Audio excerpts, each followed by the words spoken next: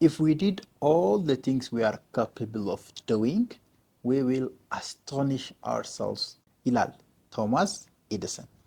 በጣም ወዳው አባባል ነው። በህይወት ማድረግ ያለብንን ነገር ብናደርግ፣ መወሰን ያለብንን ውሳኔ ብንወስን፣ ማቆም ያለብንን መጥፎ ሪሌሽንሺፕ ብናቆም፣ ጊዜያችንን በአግባብ መጠቀም ያለብንን ያህል ብንጠቀም ባለን አቅም ባለን ችሎታና በምናገኘው ውጤት በቃ እንደነግጣለን፣ ድንብርብራችን ይወጣል እንደማለት ነውና what do you think ሪሊ መስራት ያለብን ነገር ብትሰራ፣ በትክክል ጊዜን ፎከስን ብትጠቀም፣ ፋይናንሻሊ ጉድ ማኔጀር ብትሆን፣ ላይክ ስማርት ሆነ በየቀኑ አዳዲስ ነገር ብትማር፣ ብቻ ራስን ለመለወጥ ማድረግ ያለብህን ነገር በሙሉ ብታደርግ የምር ምደነግጥ አይመስልም? በምሰራው ስራና ባለ አቅም ባለው ችሎታ that's absolutely real sentence።